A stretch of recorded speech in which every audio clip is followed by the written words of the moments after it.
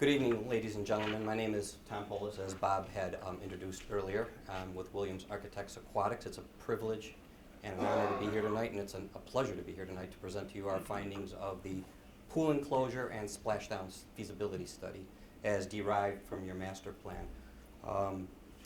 With me I have Rich Clark, a partner in our organization, director of our Aquatics Engineering Division. We are full-service architectural, aquatic engineering, sports, rec architects. So this is right up our wheelhouse. We're so proud to be part of this project and with your community. What a great opportunity this has been to be involved with you all. Some faces I've seen at some of the open houses, some are new to me tonight, and that's great.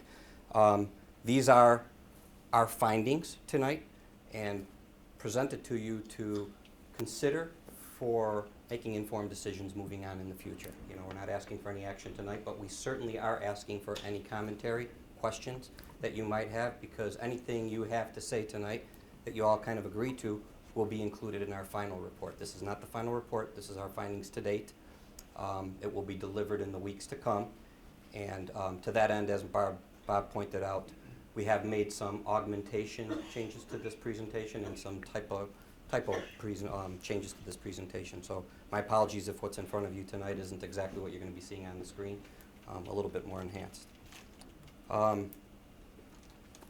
Again, the goals here, or the challenges in the master plan as it was relating to the project, was enhancing and expanding opportunities for all ages and for all disabilities, applying sustainable design and management practices to your facility, so both economically and operationally sustainable. Looking at the pool enclosure, we were charged at the onset with, in the master plan, to review 3 facilities. I'll talk a little bit more about that. And at Splashdown, as Bob pointed out earlier, you know, the focus was Splashdown, and we learned a lot about Splashdown, swim center, the program pool, the main pool. Try to get all our terminology right in here today, because it is a complex little dynamic there, and it's something to be proud of. It's right in the heart of your community there.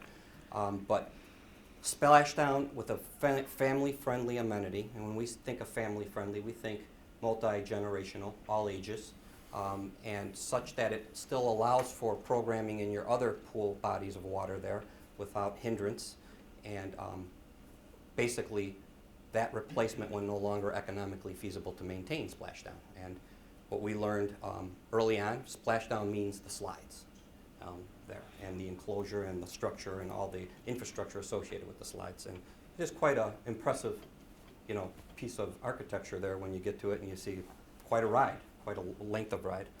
But originally the 3 pools, as I noted earlier, that we were to study were Detta Green, Locust Park, and Talbot Springs.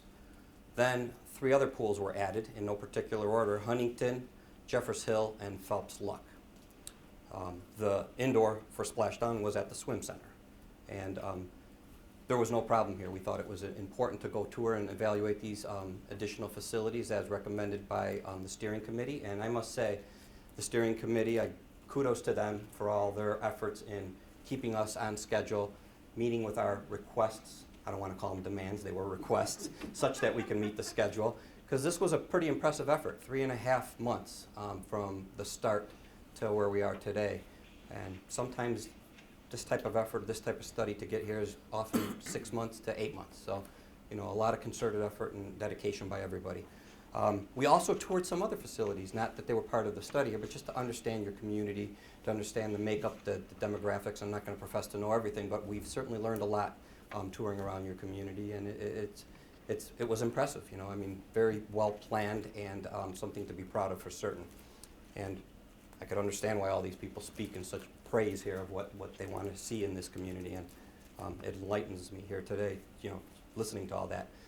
Part of our process, to us, public input is everything, and it's inclusive. That's why you see the red perimeter all around our 4 steps here, because the public process to us is all inclusive, and it's part of each and every phase that we do. And tonight, you know, we opened this up in our minds when we were presenting to the board, and we know these are open meetings to whoever in the public wanted to come here tonight and listen to this presentation.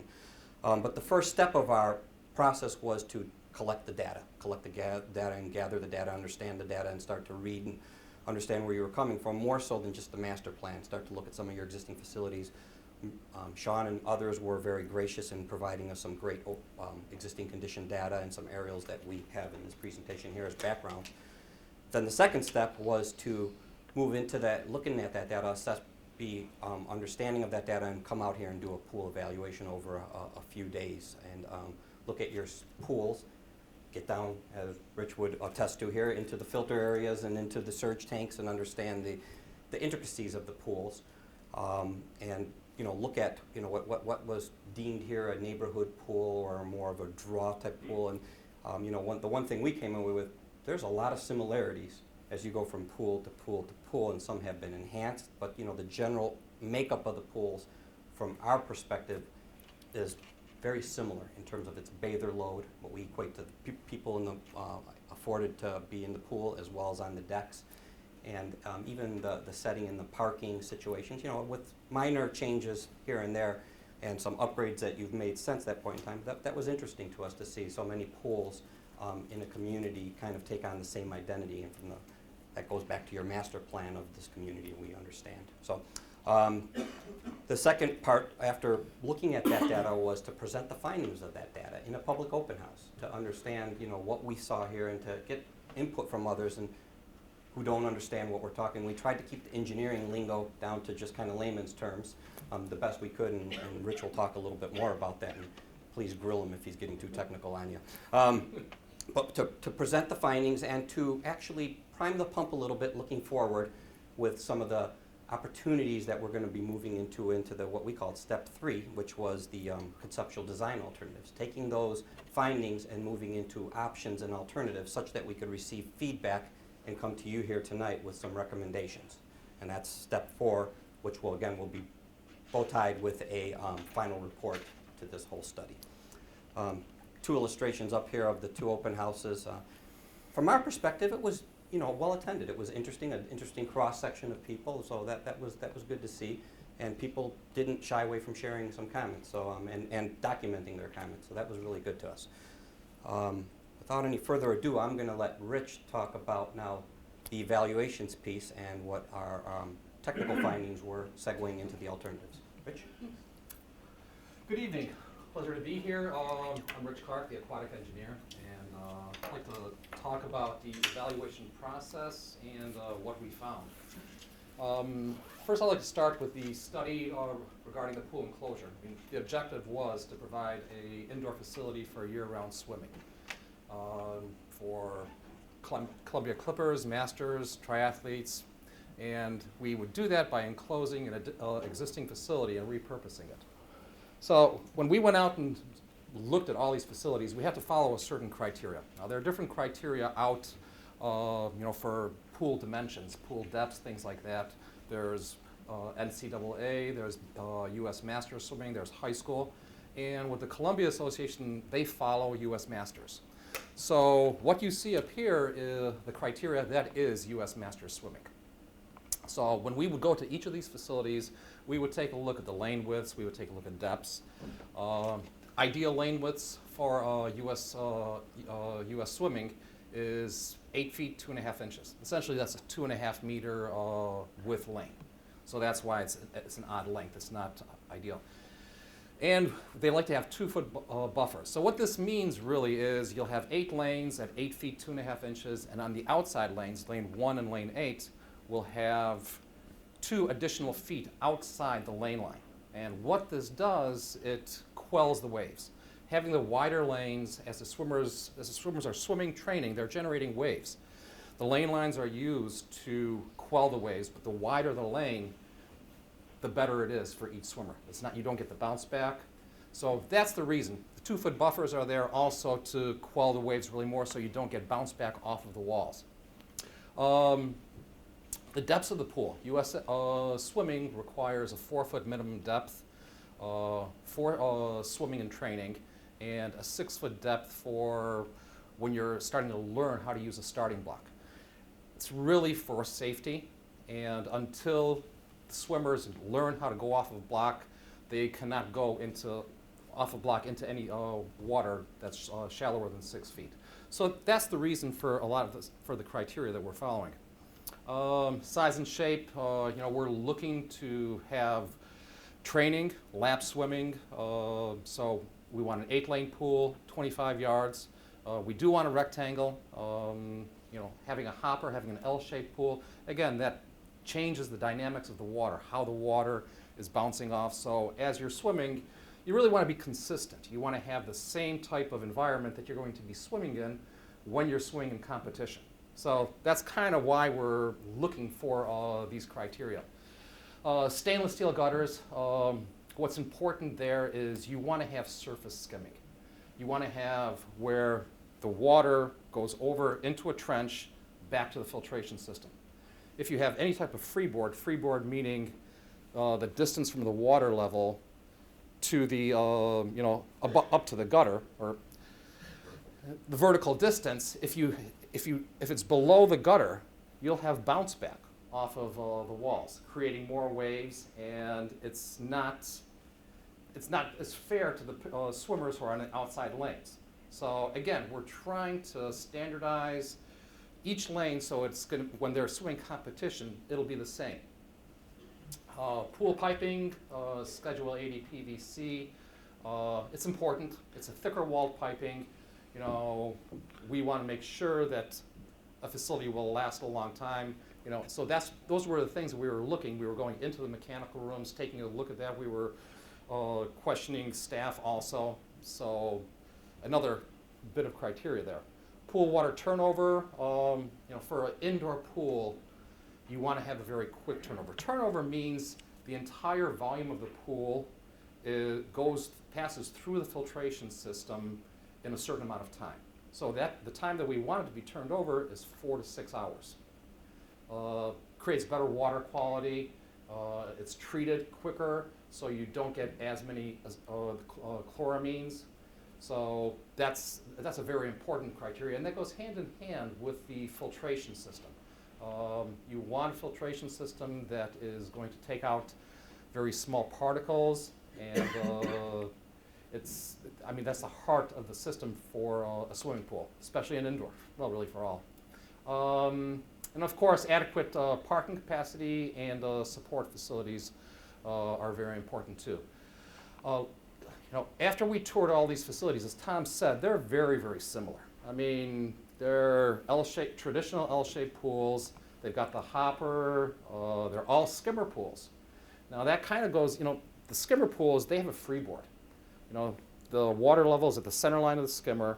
So when you're swimming, the water is bouncing back off the wall. So again, it's creating waves on lane 1 and lane 8. So all the pools were similar like that. The depths of the water, the majority of the pools didn't meet the 4 foot. A lot of them were labeled 3.6, but when we went in and did actual measurements, a lot of them were under 3.6. So it's a safety issue for people diving in, but it's also for when people are doing, swimming and training and doing the turns. For taller swimmers, it can be too shallow. So really, none of the pools had met the criteria that we were looking for, and that really should be adhered to. Splashdown facility, again, we were looking at the facility to see, what the condition of it and the possibility of replacing it in the future when it's no longer feasible to maintain with a family-friendly feature that's going to be good for all ages. When we went in, we did a review of the facility. We were looking specifically at Splashdown, which is the slide complex. However, we're architects and engineers, so we look at everything else too. Yeah, we can't help ourselves. So we look at the enclosure, we look at decks. When I go into a facility, I always look at everything. But Splashdown is 26 years old. It's an old facility. Staff has maintained it well.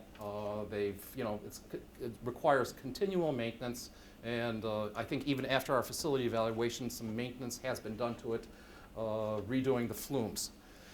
But it is an old facility. It's going to require ongoing maintenance. When the slides are run, the water temperature in the pool, because it's run mainly during the winter months, and the pool water temperature changes dramatically. That's due to the flumes being outside, but it's also due to the heater being undersized.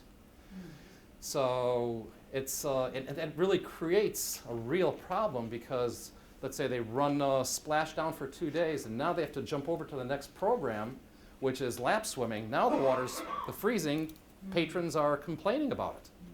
So it is a definite issue there.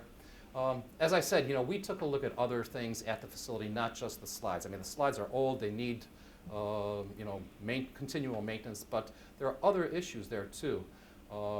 Decks around the entire pool, they don't meet code. And not to, you're not going to get shut down, you are definitely grandfathered. But these are just some observations that we feel are necessary to bring up. The entire building envelope is leaking. Doesn't meet energy standards. There are clearance heights around the decks where they don't meet current building code. So all these things have to be addressed. The wading pool also doesn't have complete deck around it. So it just some things that we brought up in our evaluation. Our conclusions found that for the pool enclosure itself, Detta Green was really best suited for an entirely new indoor facility adjacent to the existing outdoor. We've got a community center out there. We've got the outdoor pool. Adding an indoor facility, it would just create a campus-like effect, providing swimming for all year round, indoor and outdoor. Detta Green was one of the pools that it's the only pool that does not have skimmers, which is a good thing. But it has what is called weirs, surge weirs. And surge weirs are little openings in the perimeter gutter, spaced around the perimeter, and that's where the operating water level is. So essentially you're turning a stainless steel perimeter gutter, which should have continual skimming around the entire perimeter, into a skimmer pool. So again, this pool, you would have bounce back off the walls, and also the depths they just don't meet what even's out there. I mean, I think this one is 32 or 33 inches that was measured when I was out there. So, but for adding an indoor aquatic facility adjacent to it, there's plenty of room to expand. This facility has a lot of parking, the most out of all of the facilities, and the infrastructure is in there. Talbot Springs, it's a really nice site. I really like it. We found that this would be the best facility for repurposing with a new indoor pool. We have an existing building there that could be built upon, and we do have infrastructure already there. Locust Park, that was the best facility for renovating and enclosing, or for complete repurposing. So, I mean, there are different degrees of what you could do at that facility, but there was area for expansion, infrastructure is there, and it was the best one for that. Splashdown, as I said, it's aging, and it's going to require ongoing repairs and maintenance. Once it is no longer feasible to maintain, we do recommend replacing it. We do have some various options that we'll go into later. Actually, now, so I'd like to turn it over back to Tom. Thank you, Rich. So Rich kind of highlighted the summary of our findings. He talked about ideal criteria. Those are ideal criteria, of course. As he pointed out earlier, there are different standards that you can abide by. And it should be noted that we also are looking at the enclosure for year-round swim opportunities for all ages. There's nothing saying you can't do lap swimming in there. There's nothing saying you can't do aerobics and program and learn to swim in there. These would be ideal facilities for that type of function. Although the dedication and the focus was for competition training, there are still other attributes on the off hours that you can utilize that indoor pool. So to that end, we kind of cited a couple scenarios in the alternatives of the public input study of, you know, Rich talked about verbally what we could do here. Graphically, I'm going to show you some kind of concepts here, and I'm going to talk about the salient commentary that we received as a result of these concepts at public input too. So the first one was alternate number 1 here at Detta Green, which cites the new indoor 8-lane lap pool, 25 yards, with all the program functions around the perimeter that support functions such as lobby control, viewing, locker rooms, program, party room, really should be called a multi-use room, pool equipment, and then storage, and then of course a building enclosure, such that we work off of your existing parking, we expand the parking ever so slightly, we create a drop-off plaza, and then we have a continuum of an indoor-outdoor experience, because at Detta Green, that's in its outdoor pool status, you know, forget about the enclosure, as an outdoor pool, it's a fine pool for recreation swimming, for lap swimming, and for, you know, just swimming opportunities. So how about capitalizing on this? That's what we were thinking as professionals. How about capitalizing on this indoor-outdoor experience? And we heard some positive commentary at open house number 2 with regards to the same. I got to say, staff was a little skeptical, and that's okay. But you know, we couldn't help but, as professionals, show you the opportunities here. The cost for this scenario was in the range of 4.9 to 5.4 million. I'm not going to go through all the bullet points of the advantages and disadvantages. We could certainly do that in Q&A.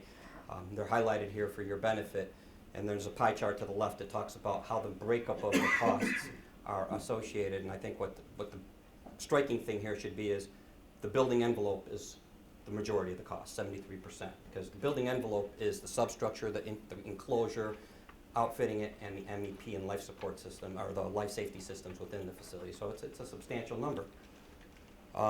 We're talking sustainable. So when we're presenting these, we're not talking a bubble. I'm going to say that right now. We are talking about pre-manufactured systems, certainly, and utilizing some systems in concert with architecture. You know, you have a great architectural identity here, so, you know, something that that belongs here would be something that, you know, you all feel proud of.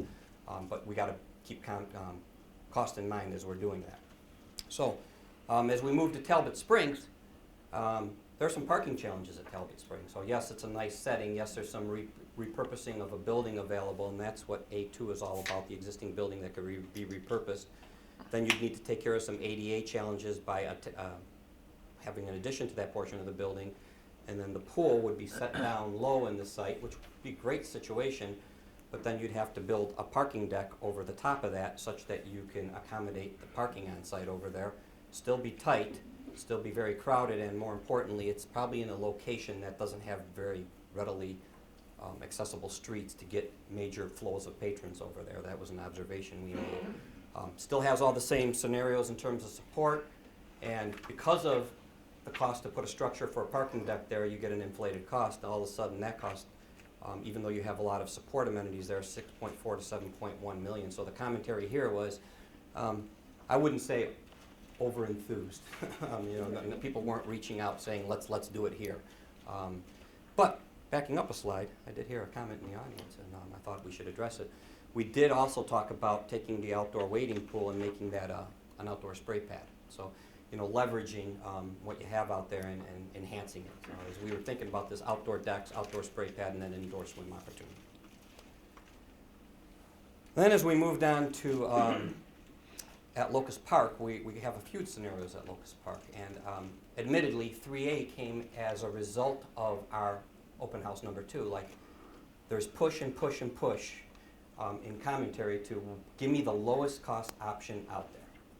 So you're looking at, regardless of what what Rich said earlier about not meeting the ideal criteria, not being a rectangular pool, L shape and everything, the lowest cost option to us is looking at that pool in its existing state and putting an enclosure as tight as you can around it with a pre-manufactured system, and leaving all the support and infrastructure, where you have it, the existing bathhouse and the existing mechanical room, leaving the outdoor wading pool alone, and then building this enclosure around it, but yet expanding the site such that you can get the amount of people that you would have in this indoor enclosure, and a new drop-off to the pool, which means relocating the basketball court. No support, that's 3.5 to 3.9 million in cost. So it is significantly reduced. Our opinion here is we wouldn't advise on this one because you haven't done anything to improve the pool. There's water loss at the pool. There are all sorts of challenges. Of course, you guys are the board here. You can make the decisions you need to make. But to us, it's a stretch to go into this type of pool and spend good money to a situation like this and then have a failure on that pool at a later point in time. But it was worth at least looking at. Then there was, well, gosh, what if you kept the existing shell and you perfected some things, like putting in a new gutter system. So you scab off the old gutter, you put a new gutter in, you put a liner in the pool, you capture the existing tank and all the excavation associated with it, and get some benefits as a result of that. You bring in all the new support now, so it's all there. But what you've done is created, because of the L shape, a larger enclosure. Look at the square footage here, 19,200 square feet. And square footage is directly related to cost. So at the end of the day, this becomes a $5.9 to $6.5 million solution, and it still has some of the ideal criteria not being adhered to.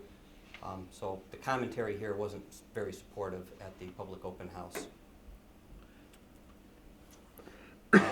And then we moved into option number 4 at Locust Park, which was doing a rectangular pool, 8 lanes. There was discussion, I must say, after presenting this, what about 10 lanes? Showing the support amenities here. And I should also add, as we're doing the new pools, we're providing ample deck area around for proper staging and for proper patronage passing by and even a little bit of staging on teams, as well as ancillary viewing deck at the deck level for swim lessons and things like that, not for competition viewing. A new dedicated entry, brand new locker rooms, and up above, it's not shown here, but it's in a B2, you could have some upper level viewing looking down into the pool. Outdoor decks, and then here we kept the wading pool, but there was commentary of, hey, you had the wading pool and the spray pad enhancement at Talbot Springs, what about bringing it over here at Locust Park? Great idea, great commentary. Costs for this pool, because the square footage going back is about 13,000 at this point in time, very conceptual, 700 broad stroke square footage, came down to 5.0 to 5.5 million in cost. So this one had a lot of support in terms of commentary, and I'm going to move on in terms of the alternates going to Splashdown before we go into our findings and recommendations moving forward.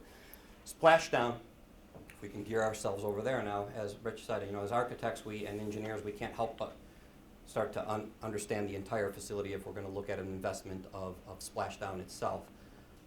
So again, commentary, well, what if you just did this down and dirty, provided a different way of thinking of putting in a family opportunity by maybe putting in a climbing wall at the lap pool and reconstructing the wading pool such that it has a new feature, so it's a top wading pool with a new feature, and taking down Splashdown. The comments we heard at the public meeting were people really like the slides. So be it the Splashdown slides, we showed some new opportunities with slides that you didn't see in this whole makeup here. People liked slides. They seemed to think that was something that was important to them. So this doesn't have that piece, but it's a pretty low cost option at 0.8 to 0.9 million if you're looking forward. Unfortunately, that 0.8 to 0.9 million does not include an envelope improvement, and we would seriously say to protect your investment, you'd want to think about an envelope improvement to keep the leaks from coming in and to meet some energy standards that are out there. Alternate number 1B took it a little different route, which was presented at the open house, and that's to add in where the Splashdown enclosure is right now, to add a new enclosure piece that would have a multitude of opportunities as presented in the open house. This could be a tree house which has all sorts of features attached to it, down to a slide, down to a wading pool. But from a cost perspective, we said, what if this is a spray ground with a feature in here? We do a multi-use room where the concessions exists, and this really meets the goal and the challenges presented in replacing Splashdown with a family amenity.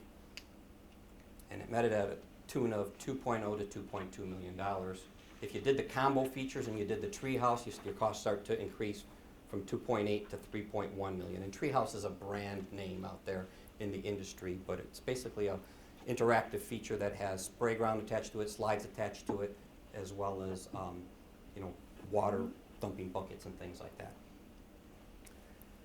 So then that led us to, well, gosh, if we're looking at that, what if we take a look at improving the Splashdown Enclosure, keeping your 6-lane lap pool, but taking care of the wading pool situation now that you would take down the slides, such that the slides are coming into a new plunge pool with a beach entry, ADA access, wading pool, tot area for the other side. The commentary we received here was, good, but can you do anything to contain the slides to the new work and keep this as its own identity and own program for young kids, so they're separated from the older kids, and an outcry to keep lap swimming such that people aren't all over the place on the lap swimming, especially in the water, and it's dedicated for lap swimming. That was important in the commentary. The cost for this solution was $3.8 million to $4.2 million in range. Then we went with a little bit of an out-of-the-box thought, based on our own experience, and just looking at this whole facility and saying, okay, well, what if we used a multi-generational aquatic experience here that was an integrated bodies of water with integrated opportunities. We showed in this particular instance 4 lanes of lap swimming connected with a slide splash plunge area, connected with an indoor lazy river vortex, connected with a beach entry pool, connected with a teen kind of jacuzzi zone, connected with a wet deck. This was appealing at first, but as people started to look at it and comment on it, and that's what this blue arrow says, wait a minute, you mean 6 lanes of lap swimming where if somebody has an accident in the pool, the whole pool shuts down? And then the more the discussion started to rise, the more people started to see the need to separate bodies of water. That's kind of what people are used to in Columbia here, and the question was asked of me, is that kind of out there in the industry, or is it that there's a unified body of water? And I said, it really depends on the community we're working in terms of if we've done integrated bodies of water. We just opened up a facility in Virginia Beach called Williams Farm, and no relation to us, but just happened to be the name of the project, that is very much like this. But then we've done separate bodies of water too, admittedly so. So you'd have a lap pool with the leisure pool adjacent to the lap pool, separate filtration system such that you could shut them down. And then the observation we made is if you start to, okay, let's say you get rid of the lazy river here, you start to make this 6 lanes, you could separate it, and you have 3 different bodies of water. Look at the cost here, 8.6 to 9.5 million, and if you back yourself up, that's kind of this scheme. 3 bodies of water, even though they're standing water in some instances, and a plunge pool in another instance, and a wading pool and the lap pool, but at a far lesser cost of $3.8 million to $4.2 million. So quickly that started to kind of resonate with us and crystallize that that wasn't probably the preferred option to move forward on and make a recommendation here tonight. But it was worth study. To that end, we're into the recommendations portion, and again, we're showing the enclosure a little bit more crystallized in terms of its definition and its shape. The additional parking here, this is shown at Locust Park, but it could go at Detta Green once again. The expanded parking, a new drop-off, a real presence off the street, an opportunity to bring the relocated basketball court in conjunction with your tennis courts, maybe create a little promenade here, and have a real immediate access to the facility from an ADA perspective. Take your old wading pool and make it a outdoor spray ground, have a couple decks to take you from the indoor pool to the outdoor pool. And another thing I should say here is that the church parking lot becomes another attribute if you have some higher volume or major events out here that you could, we observed that church parking lot had some ample parking sitting there. So during non-peak hours for the church, there could be a cooperative opportunity here. This would be specific to Locust, of course.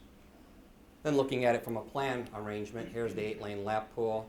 You have your entry, you have your changing rooms, you have a vertical circulation with a stair and elevator tower, and you'd have deck level viewing for those instructional swims and for learn to swims and the competitive swims where the parents want to be out, the training swims where the parents want to be out there. You have ample deck space for coaches to walk the whole length. And then from up above, you have opportunities to have some spectator viewing here. And the reason I say this is this could become a venue for swim competition at a smaller scale. I'm not talking about a sanctioned meet here. Although if you think out of the box and you go, gosh, we got a town center building right next door with a multi-use room, and we can put people in the bullpen in there maybe 1-2 times a year. You could host a little bit bigger meet here too. And maybe, just maybe, 8 lanes becomes 10 lanes. It's more than the cost that I'm going to show you here, but these are the things that can happen at this facility. And here's some kind of visuals of what an enclosure could look like, what upper level viewing looks like, what access deck looks like, and what a multi-use room that's now a party room in this particular situation, but it could become a training room, it could become a program room. It's really multifunctional, and it's right off the pool itself. From a $5.1 to $5.6 million as we kind of went through the details of the cost. And I have detailed costs that I shared with staff, but for the sake of this discussion here, we're not going to go through each and every ingredient here. And the reason for the range is because of bidding climate. And at this early stage of a project, it's appropriate to show a magnitude of range. But it does take into consideration the local market conditions here in Columbia. It is adjusted for that. And then a conceptual 3 dimensions, just kind of what it could look like. By no illustration the building itself, but it gives you an understanding that there's a focal entry point with some natural glass. Of course, the amount of footprint here that you can see there, but on the back side you can see the outdoor spray ground. Here's the drop off over here, and the tennis and basketball courts are in the far distance here. Splashdown. As we started to think about Splashdown, we said, okay, well, and looking at this, thinking about option number 2, what about containing your slides, your spray pad over in this area, and doing something different with the wading pool, siting the facility such that you're still going to have a little bit of air right infringement. And what I say by air right infringement, you're over your property line, much like the slides that exist here are over your property line. We could bring the slides outside. We do all the time, bring them back in with the right heat source going into its own contained vessel, not an issue from a sustainable energy perspective. It actually creates some fun and dynamics. Some of those tubes that go outside can be clear, so you could actually see the ground as you're whipping around, or the outdoors as you're whipping around. It's pretty exciting. Or if that becomes a little too aggressive, you just make it opaque. And then I'll talk about the plan here a little bit more in plan form, where what we're talking about is a tower that's a little less than what you have right now. You're at about 35 feet plus, and this would be about a 27-foot tower with 2 slide runs, one that takes you outside, one that stays inside. And they have their what we call an integrated run out with its own surge weir. So you're not even going into a body of water. You're going into a tube that has water into it. You decelerate and then you walk out of it. I'll show you a picture of that. Right adjacent to that could be your spray ground for all the kids, tweeners and teens. So the whole family could really be over here. It could be an integrated experience from a volume perspective, yet it's its own separate body of water. The lap pool remains. The new top pool can even have a little wet deck. From our experience, kids that are 1 year to 2 years old don't even want to be in any water. I mean, they just like the bubbling features. They're hard to catch their balance, and the parents are very nervous. So these wet decks are very popular from that perspective, just having some interpretive bubbling and things like that, which is adjacent to the beach entry, little toy slides, and 2-foot deep water, which we call a wading pool. And by removing the slides, by redoing this pool, you've taken care of your code situation. And then we would be remiss if we didn't at least say, in this particular, and I did include the cost, to improve the envelope with an energy efficient envelope, keep your structure, put a new envelope on the building, and protect your investment. I mean, we just think it's highlighted as number 1 here. Important to do if you're going to put this whole facility in. And we also added, where the concessions is, a multi-use room that could be for programming, for parties, and for training and things like that. And you're going to need some more storage. And then we took an opportunity here just graphically to show you, we could even create a connection outdoors in a little, I know it's a chute here in terms of its space, but it is easterly exposure and you get some sun here. You could create an outdoor little plaza and kind of maybe beautify that area a little bit. And here's some kind of examples of what these slides look like when they have runouts in them, contained within a space, a tipping bucket with some play features on the spray play pad, that would be right adjacent to that. You know, what a wading pool looks like with a little slide in it, and the wet deck would be at the perimeter. It has a safety surface on it too, so if kids fall down, you know, it's got a little cushioned surface to it. And then the cost for this, 3.5 to 3.8 million. So a little bit more than option 2 showed, because we put a little bit more work into it at the end of the day, and, you know, and protecting the investment with the enclosure took the costs up a little bit also. And then a little conceptual of, this is actually a photo that we took when we were out there, and then we superimposed in the background. You know, so when you put that addition there, you could open that all up, and instead of using CalWall there, maybe, you know, some eastern views, you get some nice daylight opportunities. Here's the program room in the distance. You could see the slides in the distance, the spray play, and you know, your mechanical system in there is fine. It's in fine shape, and we would do at least that at a minimum, if not more, and when we're putting in the addition there with the mechanical systems. So, that all said, we also understand from the master plan that you're looking for a potential opportunity, a joint partnership comprised of CA, the county, and the community college to build what I call a mega facility, something that a few of you have seen at Germantown, and that's what's photographed here. We used the Germantown photos, which is, again, very much what we've been discussing here, separate bodies of water in an integrated space, so you feel it's a multi-generational experience. You know, seniors like to lap swim, seniors like to do aerobics, but seniors love to be with kids.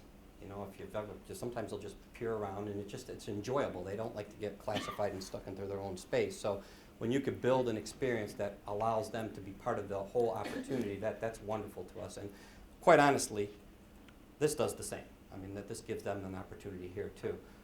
But if you're, you know, this is a wonderful opportunity by no stretch of the imagination. If you took 5 point, or let's go high, 6 million and 4 million, that's 10 million. Is this facility going to be $10 million? You know, our experience of these facilities are from 24 to 26 million dollars, and at a minimum, even if you were to pare some things down, you'd probably be in the $16 million range. Now, we didn't do a study on this piece, but it's part of your master plan, so we would be remiss if we didn't at least point out that this is something you all have to consider. And if this becomes something that's an opportunity within the next few years, I think you consider if this becomes a 15-year almost time, you all, then, you know, you'll have to maybe think a little differently on this. So moving forward, if that opportunity exists for the mega facility centrally located at a site to be determined, and that has its own associated costs, but we would think a centrally located site would be very important here with ample parking for a facility of that size. Should be certainly pursued, and if it does not come to fruition, then, you know, to us, the pool enclosure that we showed at either Detta Green or Locust Park makes a lot of sense. Seek professional AE services to get to the next level and take this beyond feasibility and go into schematic design and iron out the details of it, the program. And we would say the pool enclosure first, from a user perspective, taking down Splashdown, you know, you're out of an indoor space. If you put this up, get it constructed, now you have indoor space as you look at Splashdown. And to that end, if you're going to look at Splashdown and be serious about that, seek AE services once again. But I would tell you, I'd have to say that you should consider even though I didn't show it, consider the replacement of that indoor lap pool. I mean, you've got this wonderful new space, and you have, you know, a 40-plus-year-old pool sitting in there. And yeah, it's been running and great, but, you know, it's an older vessel, and to do that later is certainly going to cost a lot more money than it would if right there, you know, we got it in the range of $550,000 to $600,000 to rebuild that pool in kind, in its own excavation, with its own infrastructure there, and rebuild that filter. That filter is in fine shape. All it has to be done is tweaked. We do it all the time. I mean, we take those filters and we send them back to the factory. They're rebuilt to the current standards, and they'll last another 50 years for you. And it's really the best filter on the market. It's a fantastic filter. And the beauty is you know, if you would replace the pool, if you didn't need to have the hopper, the deep portion of the pool, that's a tremendous volume of water there. If you didn't do that, you know, we could really turn that pool over, the new pool, very quickly, and we could be in that 4-hour range. You know, I'd have to take a look further into it. It wasn't part of the evaluation just to see, but even if we included a hopper, I'm sure we can get the turnover of the pool down. I mean, because currently all your pools are running at about an 8-hour turnover. So, but it's something to think about, as Tom had said. And I will also make mention that if this option over here that we didn't quite support, and certainly you all will make your own decisions, but I do have to point out one other thing at Locust Park. When it's just an enclosure by itself with an existing pool, going back to, I can get the number here, 3A, we would have to really verify that the piping's deep enough in design for winter operation, because it's truly an outdoor summer pool, and you get freezing in that pipe. So we would have to see, if you were really serious about this, what that would take. And we've definitely enclosed pools. We're doing one right now for a condo association, but the pool's in fine shape. The infrastructure's there. It's made for. It's been enclosed, and the enclosure has just rusted out, basically. So it's met its useful life, and they're replacing it. This is a little different story when you're spending that kind of money, so I wanted to point that out as well. And then what I'd like to do now is thank you very much, and turn it over to Q&A. Well, thank you very much for the presentation. I'm sure the board has a few questions. Let me just ask you this. If we were going to do something like the recommendations for the swim center, how long would it take? Would that swim center be out of commission for? Our estimation would be 10 months. 10 months. Okay. Yeah, and of course you can phase things, meaning you do a workaround, but that comes with a premium. I also probably should have pointed out, and you reminded me of this, at Swim Center, that would be like a new piece of Swim Center where the main pool is. Your existing program pool, fairly, in decent shape, new decks, and you're tweaking the mechanical system. So third phase that you should really think about if you're doing this would be, well, the infrastructure support, i.e. the bathrooms and entry to that facility in long-term phasing, because that can use some upgrades too. Again, we couldn't help but even get a little further into the facility as we were walking out there. So to answer your question, 10 months. Okay, thank you. Suzanne? Yeah. First I'm going to ask like a holistic question. Okay. If we were to look at the whole industry of pools, Yeah. and we, in current state, we have our 23 plus our indoor pool. Yeah. Out there in the country, are we at state of the art in any way, in some ways? You are certainly at state of the art in terms of the quantity. Very diplomatic. Woo, that was good. If you were, taking an overview of what we have that exists Yeah. now, have you thought about recommendations in other ways that would make our whole program more cohesive and maybe more advanced than it has been? To answer that piece of the question, no, we have not thought of that, because that wasn't part of our charge. Is that an opportunity? Certainly it is. I'm not sure if that, you all want to go there with that. But, and to going back to is there anything state of the art? I wouldn't call it state of the art, but you're meeting some current trends in some of the newer improvements that you made on some of your facilities, and I don't have those names right off the tip of my tongue right now. You probably Some of do. the indoor facilities where you do have a zero depth entry, you have Even the outdoor one. Yeah, even the outdoor. So there are a few facilities. The facilities that we looked at, they're older facilities, and they're not meeting the current trends. They're 40-year-old facilities. Okay, so given the proliferation of water parks and equipment, Yeah. my first thought when we were talking about taking Splashdown down permanently was, what features could we have that would cause people to want to come to the indoor pool that would match the attraction that Splashdown had? Yeah. Now, and I did see I think you said a 27-foot slide. And I'm just trying to visualize what it would be like.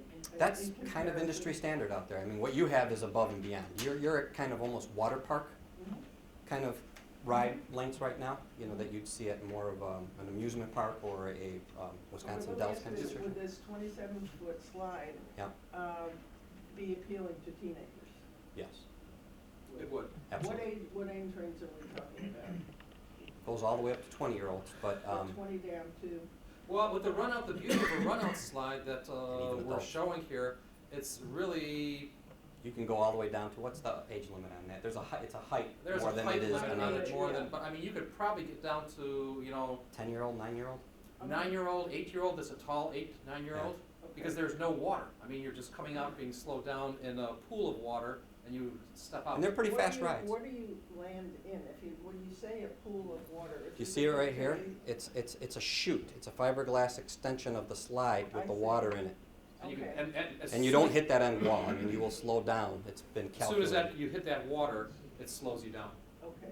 And Very then good. a big wave goes over the end of the slide, and that goes into reservoir. And to answer a little bit more of your question there, in our opinion, these elements that we're putting in there are, State-of-the-art. state-of-the-art for what we call public recreation type swimming opportunities. I So mean, my- not a water my park again. My second and last question Sure. is, how do you arrive at the number of cars, spaces that you need at a particular pool site?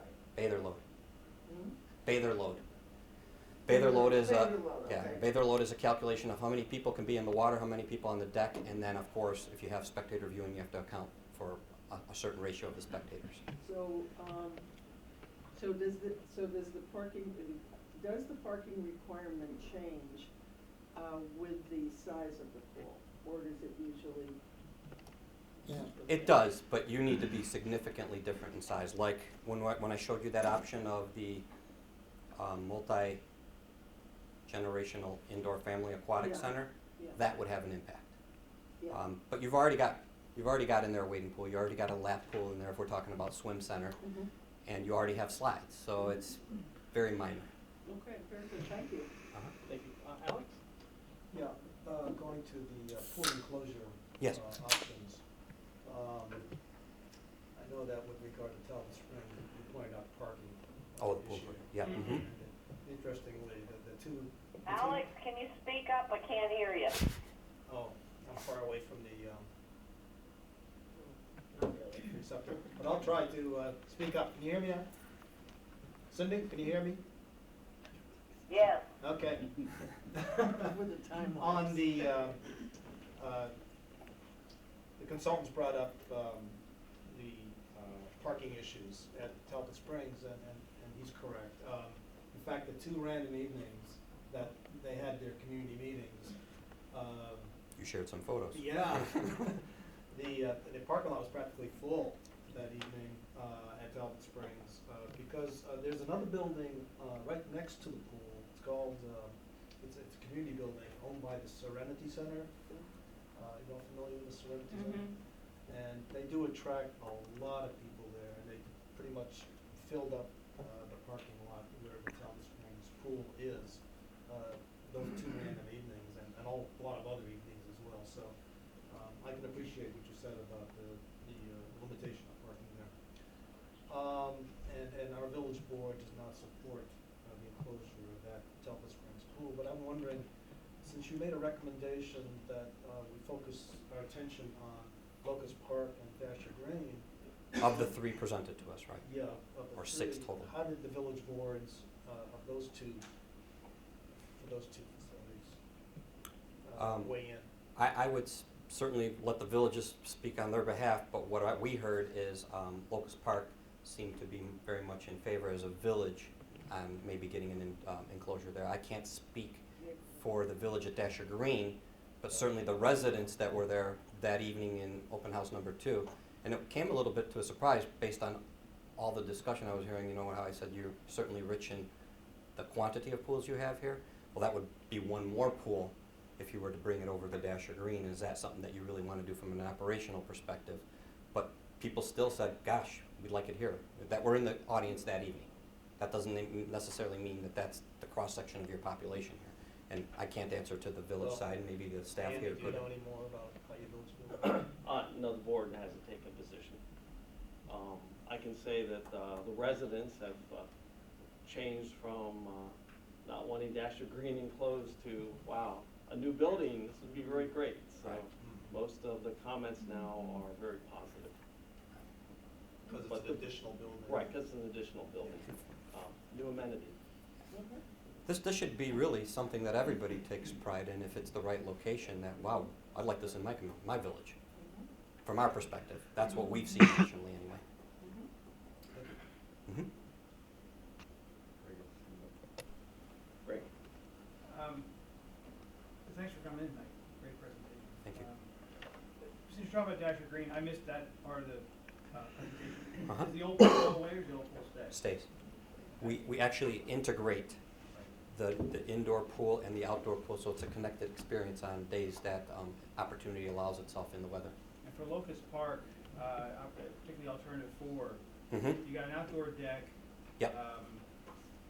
Is there, is it part of the plan to make this a warm weather facility as well, where, you know, for example, those walls, there's got Yes. some panels that can open up? Right on the back side here, you would be able to open up those doors and come on out to the outdoor deck and then walk over to the outdoor spray ground. Yeah, I don't mean just, you know, little doors. I No. mean, would it be like a? We could do overhead, we could do sliding, but I will tell you that your days are numbered on that type of operation, but there are days that it can work. When I say numbered, you know, you want to keep the balance of that space environmentally intact, and you don't want that warm weather getting in and condensating, because it's a very delicate climate in there in terms of quality control, air control.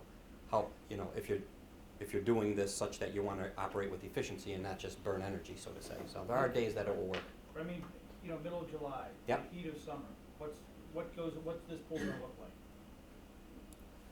Well, in the heat of summer here, with the humidity content here, I think you keep those doors closed in the middle of July. But on a dry day in June or maybe late August, those overhead doors can be open, and it would feel like an indoor-outdoor. It would look like an indoor-outdoor experience anyway, because it'd be a glass wall, but you'd actually physically be able to go in and out of that space. And is there anything that can be done to, you know, I don't know, panels on the roof or something to deal with the condensation humidity issue, so this can be more of a, you know, almost a. A nature air kind of space or Yeah, something like that? Yeah, you gotta think of those hot summer days. Yeah. It comes with a lot of operational kind of consequences, I would say. Yes, it can be done, but you are burning more energy to get that air conditioned. Conditioned, not air conditioned, but you know, conditioned to the level that it stays balanced. Right, okay. When I was out of Germantown, I noticed the depth of their pool, the one pool, was significantly more, greater, deeper than others I've seen. What's the trend in competition pools as far as the depth, and are you looking at that depth at, for example, Locust Park? It really depends on what guidelines you're going by. I mean, if you're talking NCAA, I mean, they want to have 7 foot around the perimeter going down to maybe 8 feet. USA Swimming would like to see a minimum of 4 feet, preferably 6 feet, so you can have you know, training off of starting blocks. So it really depends on what guidelines you're going by, whether it's high school, NCAA, FINA, or USA Swimming. But earlier in the presentation here, Yeah. we understood from staff that USA Swim is kind of what you guys govern and what the Clippers are working with, What's so the depth there? 4 to 6. Okay.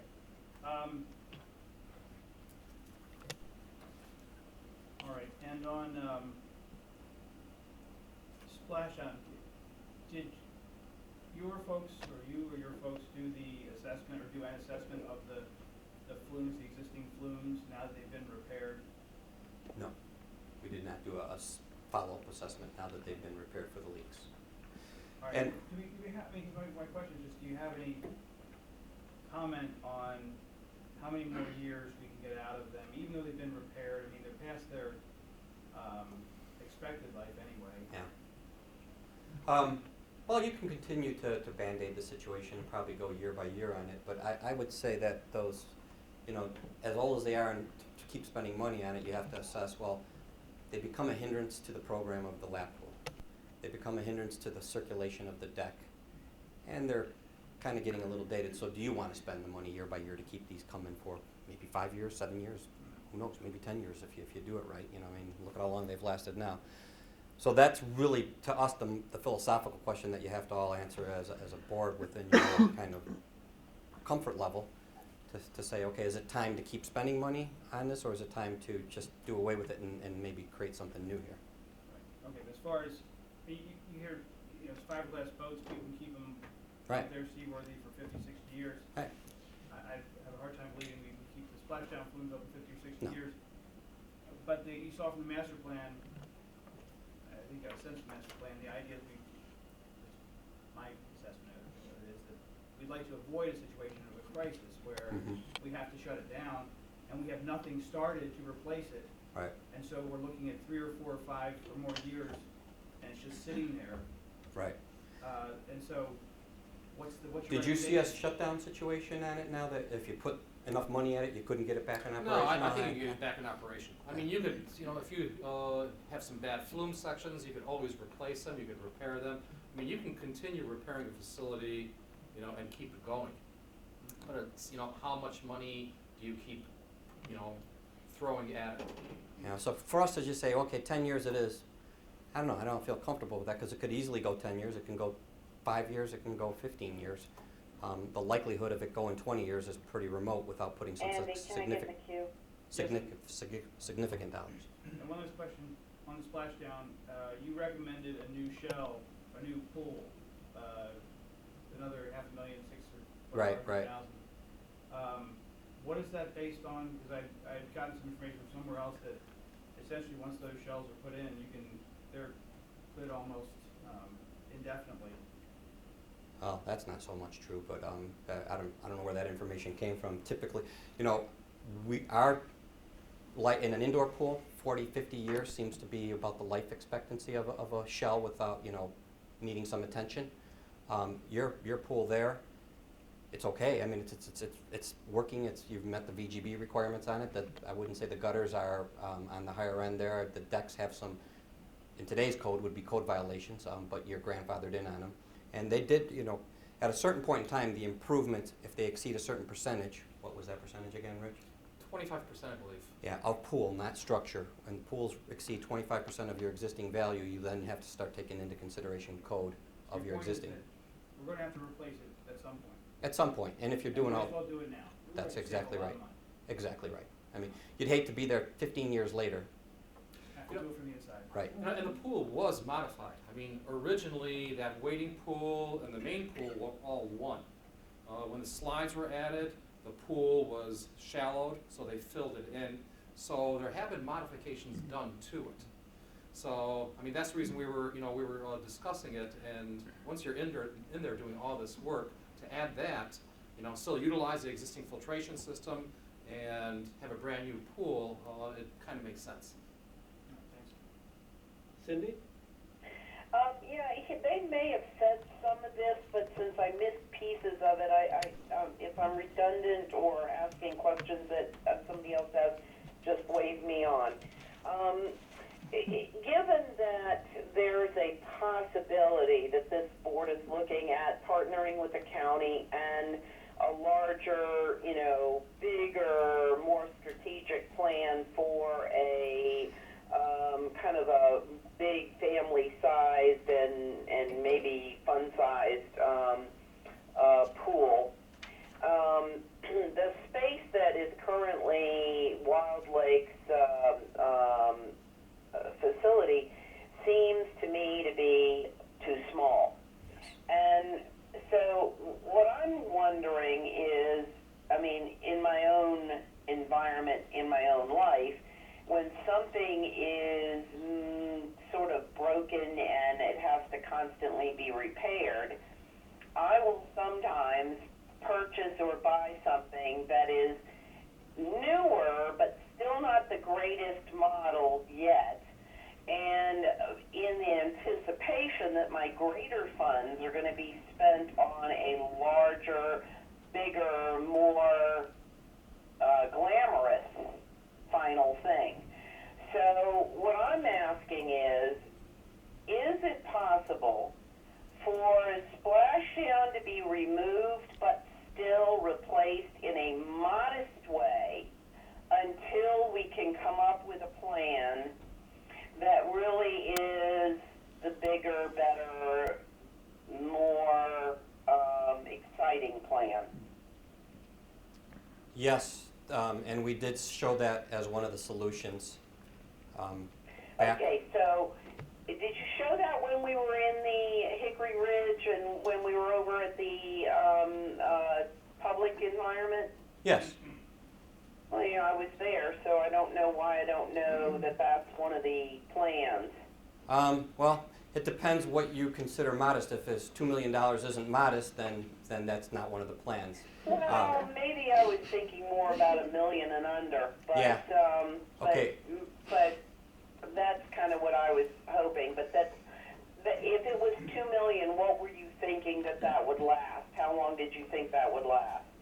Oh, gosh, I mean, the new piece would last, 40, 50 years plus.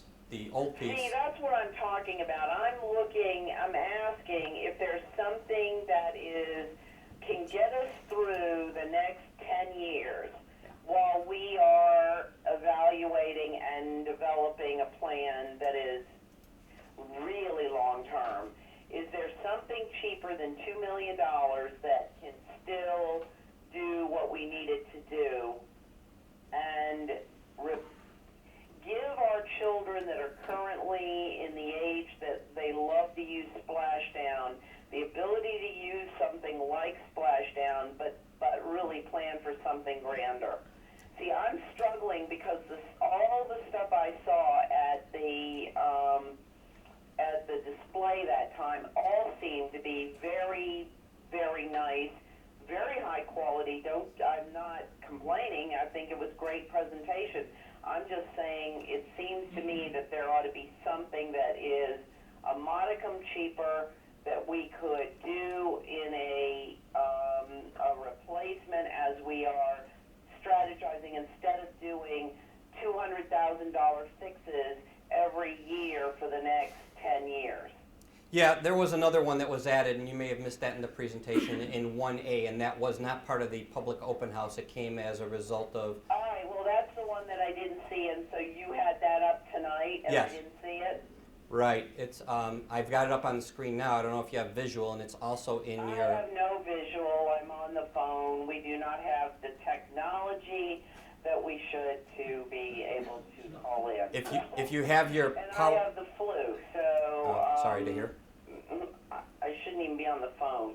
But anyway, It's composed of... sorry, I'll just have to see the presentation when since it's been videoed. Yeah, and I would tell you that it's composed of a new wading pool top feature in there, with a beach entry and a climbing wall in the lap pool.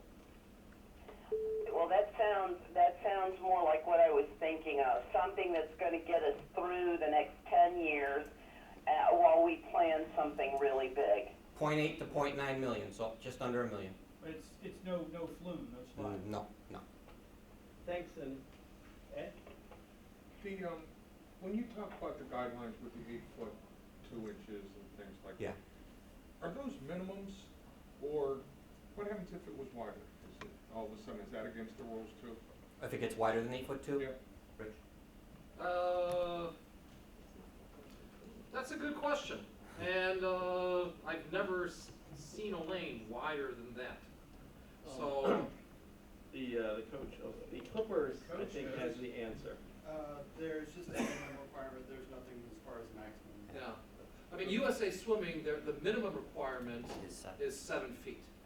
Okay, and they for competition, for meets, and for international competition, they want the 2.5 meter width. Okay. So The reason I was really asking is when we went to Germantown, you looked at their pools and they were almost square, Yeah. but it turned out they were 25 meters by 25 yards. Oh, yeah, exactly. yeah. And that's And We you do were that all getting the time. close to that, if my math was correct. You were almost at 70 feet Yeah. with the 8 foot 2 inches plus the 2 foot buffers on Right. either side. Yeah, we have done the 25-25.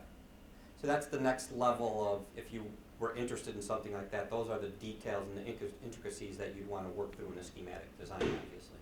And when you talked about having some limited viewing areas and things like that where these smaller meets held, are there any guidelines of what specifies what is required adequate for small, medium, large? This is the Olympics and it's in the stadium, I mean. There are NCAA and US swim guidelines in terms of the number of spectators you hold based on the size meet you're trying to accomplish. After that, when you get to the recreational level, there are just some good recreational guidelines out there that aren't set in stone. So what do we have there, 1,000 people or something like that? Or no, 500 people, sorry, 500 people in what we've shown. So it's above and beyond recreational. Okay, so is that almost NCAA? Is it? It's not NCAA, but it certainly meets with USA Swim for the size meets that you would have in this So it would space. certainly meet the Clippers. Yes. From from the size meets they would have here. From a sanctioned meet, no. Okay, I guess that's why I don't understand. Yeah. Well, a sanctioned meet has, you could talk to this, how many teams you would have at a sanctioned meet here. Well, I mean, it would be, you can get a sanction for a dual meet nowadays. Yeah, but I'm talking about where you get a regional invitation here, where you get, Well, that's how basically they all are. Yeah. But, I mean, sometimes there are 4 and 5 teams there, sometimes there are 12. Just Sometimes there's depends on 20. the size of the teams. yeah. But basically, USA Swimming runs with a time limit that you can't exceed for the people to be there. So that kind of makes it how many people you can have at the meeting. So with the new pool options, either at Detta Green or Locust Park, Right. how close are those designs as they were shown? to Those be- designs, as they were shown, as far as the number of people goes, would be able to host the meets that we currently rent HCC for. Okay, good. No, that's fantastic. then. Tom, any questions? Regina? All right, I want to thank you very much. Well, thank you, it was a pleasure. Thank you very much. The presentation, a lot of good information. Great, thank you. Have a wonderful evening.